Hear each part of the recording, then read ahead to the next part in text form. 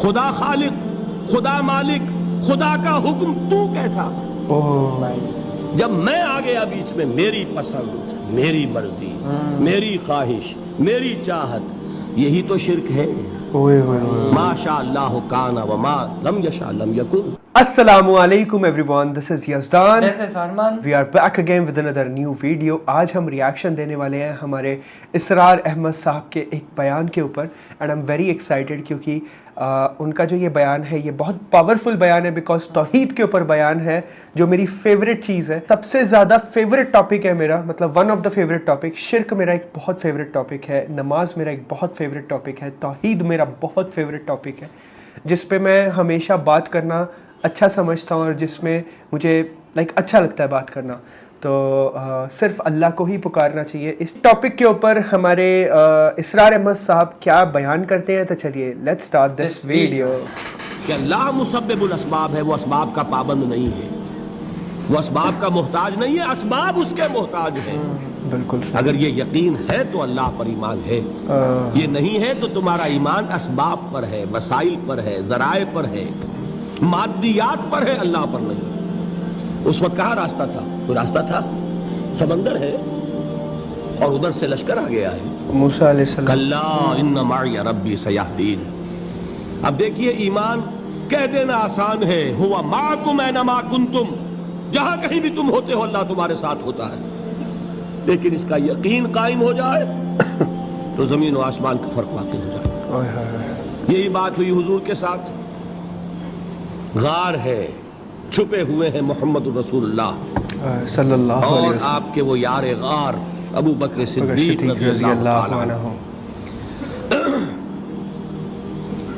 اقبال نے حضرت ابو بکر کی شان میں چند اشعار کہے صرف، لیکن واقعہ یہ ہے کہ بھاری بھاری نظموں پر اور قصیدوں پر بھاری ہے، طویل ترین نظمیں اور قصیدے ہوں ان پر بھاری ہے۔ ہمت ابو بکر کی ہمت جو ہے، کشت ملت را جو ابر، جیسے بارش سے کھیتی اپجتی ہے، ابو بکر کی ہمت اور عزیمت اس امت کو اسی طرح سینچنے والی ہے۔ ثانیے اسلام و غار و بدر و قبر، وہ دوسرے تھے اسلام میں، دوسرے پہلے کون تھے؟ انا اول المومنین، حضور فرماتے ہیں سب سے پہلا ایمان لانے والا میں، دوسرے ابو بکر۔ ویسے ہمارے ہاں یہ چلتا ہے اختلاف، حضرت علی پہلے ہیں کہ حضرت ابو بکر پہلے ہیں، لیکن اس میں بڑی خوبصورت تطبیق قائم کی ہے علماء نے اور بہت صحیح ہے۔ چار لوگوں کے بارے میں آپ چار کے بارے میں فیصلہ ہی مت کرو، فیصلہ ہی مت کرو کہ کون پہلے ہے۔ ان کی ایک عجیب تقسیم کر دی ہے۔ آزاد مردوں میں، بالغ مردوں میں سب سے پہلے ابو بکر، بچوں میں سب سے پہلے علی، حضرت علی، خواتین میں سب سے پہلے خدیجہ، حضرت خدیجہ رضی اللہ اور عنہ، غلاموں میں سب سے پہلے حضرت زید، زید ابن حارثہ۔ بڑی پیاری تقسیم ہے، یہ چاروں ہی پہلے ہیں، ہر ایک کے لیے اولیت ہے۔ اور واقعہ یہ ہے کہ اگر زمانی اعتبار سے تعین ہوگا تو پہلے خدیجۃ الکبریٰ آئیں گی رضی اللہ تعالی عنہ، کسی اور سے بات کرنے کی نوبت بعد میں آ سکتی ہے، پہلے تو اہلیہ محترمہ سے بات ہوئی، صحیح بات، آتے ہی پہلی وحی ہوئی ہے، ابھی تبلیغ کا حکم نہیں تھا۔ کس کو بتایا واقعہ؟ ابھی اپنی نبوت کی تبلیغ کا تو حکم ہی نہیں آیا۔ واقعہ کس کا ہے؟ وہ خدیجہ کا ہے۔ جب کہا ہے کہ خشیت علی نفسی، مجھے اپنی جان کا اندیشہ ہے، تو کیا جواب دیا خدیجہ نے رضی اللہ تعالی عنہا؟ وہ صدیقۃ الکبریٰ ہے۔ صدیقات جو ہیں خواتین، ان میں چوٹی پر خدیجۃ الکبریٰ ہے رضی اللہ تعالی عنہ، اور صدیق جو مرد ہیں ان میں صدیق اکبر ہے ابو بکر صدیق رضی اللہ تعالی عنہ، لیکن صدیقات میں چوٹی پر۔ جب حضور نے فرمایا خشیت علی نفسی، کیا فرمایا، کیا عرض کیا، کیسے تسلی دی؟ نہیں نہیں، اللہ آپ کو ضائع نہیں کرے گا، آپ غریبوں کے ہمدرد ہیں، آپ مساکین کے تکالیف رفع کرنے والے ہیں، آپ بیواؤں کی سرپرستی کرتے ہیں، آپ مسافروں کی خدمت کرتے ہیں، اللہ آپ کو ضائع نہیں کرے گا۔ یہ یقین ہے اس خاتون کے اندر۔ خیر وہ ایک علیحدہ بات ہو جائے گی۔ میرے دل پر حضرت خدیجہ رضی اللہ تعالیٰ عنہ کی شخصیت کا بڑا گہرا نقش ہے جو وہ کوئی اور ہی وقت اور موقع ہوا تو بیان ہوگا. بہرحال اقبال نے ایک مصرے میں جو 4 اولیتیں جمع کر دی ہیں. ہمتیں او کشت امت را چو ابر، ثانی اسلام و غار و بدر و قبر. اسلام میں حضور کے بعد پہلے کون؟ ابو بکر. غار میں حضور کے ساتھ کون؟ ابو بکر، حضرت ابو بکر. بدر کی رات اللہ کا رسول سر بسجود، وہ گھاس پھوس کی جو جھوپڑی بنائی گئی تھی، اور وہاں تلوار ننگی لے کر پہرا دینے والا کون؟ ابو بکر. حضرت ابو بکر صدیق رضی اور اللہ عنہ. اس حجرہ عائشہ میں محمد کے بعد سب سے پہلے دفن ہونے والا کون؟ ابو بکر رضی اللہ تعالی عنہ و صلی اللہ علیہ وسلم. وہ جو معاملہ میں سنا رہا تھا غار ثور کا، حضرت ابو بکر بھی حضور کے خیال سے لرز گئے ہیں. آپ کو یاد ہوگا کہ جا کر پہلے تمام جتنے سوراخ تھے انہیں بند کیا ہے. ایک سوراخ رہ گیا تھا جس کو بند کرنے کے لیے کوئی کپڑا نہیں تھا، وہاں اپنی ایڑی رکھی ہے. تب کہا ہے حضور سے تشریف لائیے، اور اپنے زانو پر حضور کو لٹایا ہے، اور وہاں کسی موذی جانور نے کاٹا ہے. حضور کی آنکھ لگ گئی تھی اس وقت. اس بل کے اندر جو بھی بچھو ہے کیا ہے واللہ عالم، اس نے کاٹا ہے. اس کی تکلیف کی وجہ سے ابو بکر کی آنکھوں سے آنسو ٹپک گئے. حضور کے چہرے مبارک پر پڑے ہیں تو حضور جاگے ہیں معاملہ کیا ہے. وہاں سے مبادا وہ جانور وہاں سے نکل کر محمد الرسول اللہ کو کوئی گزن پہنچا دے. ابو بکر کی ایڑی ہے، جس طرح چاہے کھا لے، ختم کر دے، جان نکل جائے تب کوئی آنچ آئے محمد پر تو آئے، لیکن جیتے جی نہیں. وہ ہے ابو بکر. حضور کے خیال سے اس وقت حضور نے پھر اپنا لعاب دہن لگایا ہے، اور اس سے پھر آپ کی تکلیف ختم ہوئی. شفا ہوئی. جیسے خیبر میں حضرت علی کی آنکھ دکھ رہی تھی، اس کو جو شفا حاصل ہوئی وہ بھی حضور کے لعاب دہن سے ہوئی. تو بہرحال اس وقت انہوں نے کہا ہے کہ اے نبی یا رسول اللہ، اگر اس وقت ان میں سے کسی نے غیر ارادی طور پر بھی اپنے قدموں کی طرف جھانک لیا تو پکڑے جائیں گے.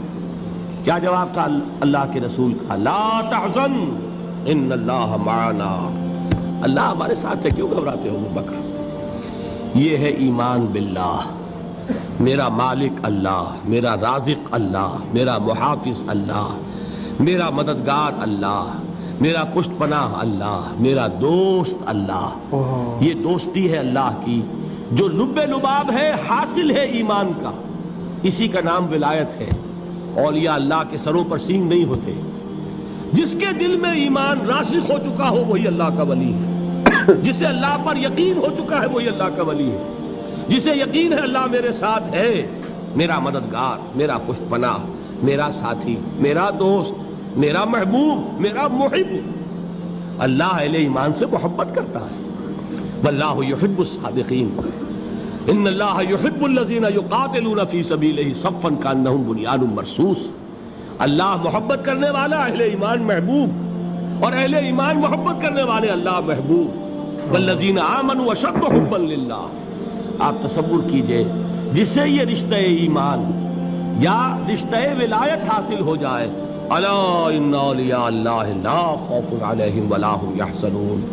آگاہ ہو جاؤ، اللہ کے دوستوں کے لیے نہ کوئی خوف ہے نہ کوئی حزن ہے. اور میں بیان کر چکا تھا خوف اور حزن کے خاتمے ہی کا نام امن ہے. زوال خوف، زوال حزن. یہ خوف اور حزن کیوں آتے ہیں بار بار؟ اللہ تخافوا ولا تحزنوا، دونوں آ گئے. الا ان اولیاء اللہ لا خوف علیہم ولا هم یحزنون، پھر وہی دو. وہ کیوں ہے؟ خوف ہوتا ہے کسی مستقبل کی بات کا، یہ نہ ہو جائے، وہ نہ ہو جائے، یہ نقصان نہ پہنچ جائے، یہ تکلیف نہ ہو، یہ غضب نہ آ جائے. خوف ہے مستقبل سے. حزن ہے یہ کیوں ہوا، یہ نہیں ہونا چاہیے تھا، یہ میرا فلاں چیز میرے ہاتھ سے جاتی رہی ہے، فلاں موقع نکل گیا، اب بیٹھے ہوئے ہیں اندر ہی اندر کڑ رہے ہیں، صدمہ ہے اور رنج ہے.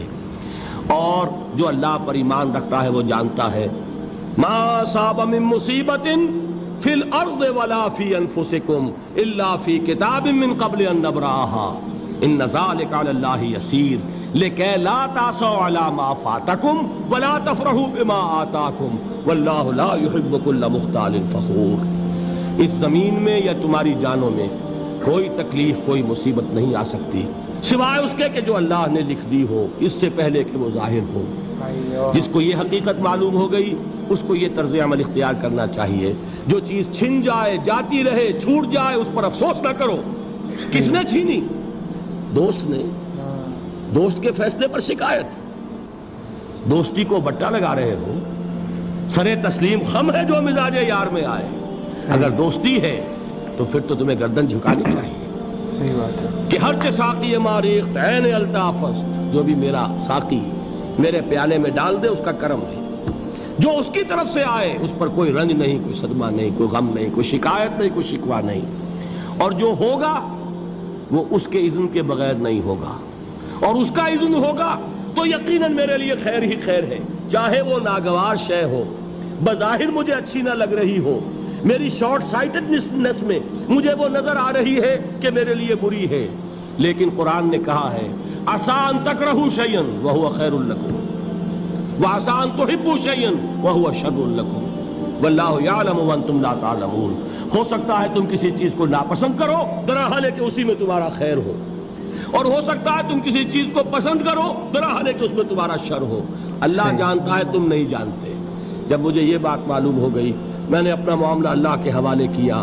سپردم بے تو مایا خیش را خدانی حساب کم و بیش را، اے رب جو تو چاہتا ہے وہ ہو، تیرے علم میں جو شے میرے لیے خیر ہے وہ ہو جائے، میری کوئی پسند نہیں، میری کوئی چاہت نہیں، یہ ہے راضی برضائے رب۔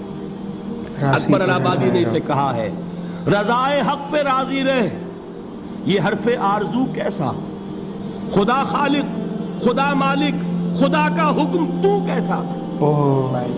جب میں آ گیا بیچ میں میری پسند، میری مرضی، میری خواہش، میری چاہت، یہی تو شرک ہے۔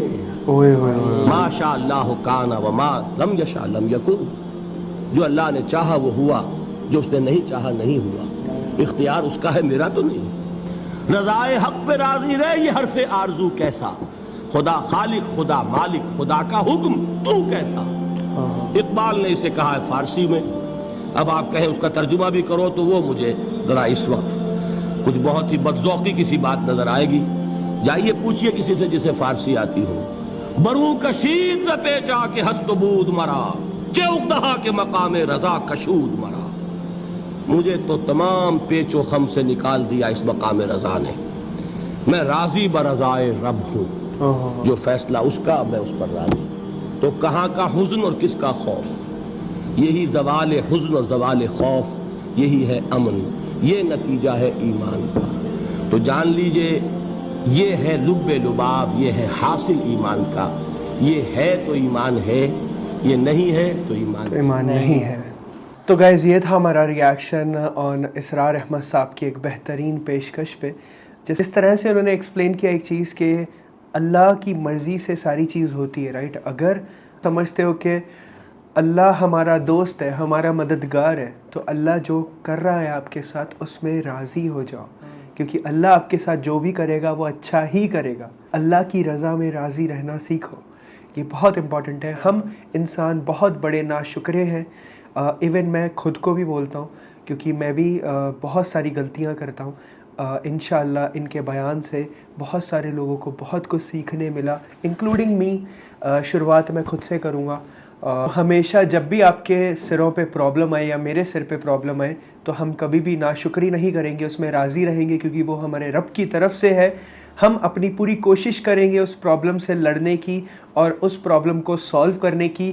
باقی اللہ کی مرضی آپ اپنی طرف سے 100% دو، ایسا نہیں ہونا چاہیے۔ مطلب کچھ لوگ اس چیز کو غلط بھی سمجھ لیتے ہیں کہ اللہ کی مرضی ہے، میرے ساتھ یہ ہو رہا ہے تو میں ایسے آرام سے بیٹھ جاتا ہوں، ایسا نہیں ہوتا ہے۔ آپ اپنا 100% دو اس دنیا میں، باقی جو اس کا رزلٹ ہوگا وہ اللہ کی مرضی ہوگی۔ آپ اگر ایسا سوچ رہے ہو کہ اللہ کی مرضی ہوگی، میں پڑھائی نہیں کروں گا یا میں ایگزام میں چلا جاؤں گا وداؤٹ پڑھے، تو اوبویسلی وہ اللہ کی مرضی نہیں، وہ آپ خود اپنے ہاتھ سے چیز خراب کر رہے ہو، بیکاز آپ کو کچھ آتا نہیں ہے تو آپ لکھو گے کیا؟ آف کورس हाँ, अगर आप पूरी मेहनत करके गए हो एंड जो आप टेस्ट दे के आए हो उसके बाद वो अल्लाह की मर्जी कि आपके जितने भी मार्क्स आते हैं, जो भी आपने अपना 100% दिया, that's it, that is enough. आप अपना 100% दो। विदाउट गिविंग 100% आप अगर निराश हो रहे हो तो दैट्स नॉट राइट। ठीक है जी, आई होप आपको वीडियो अच्छा लगा होगा। अच्छा लगा ज़रूर बताएगा कमेंट सेक्शन में। तो मिलते हैं अगले वीडियो में। जज़ाकल्लाह खैर, फ़ी अमान अल्लाह।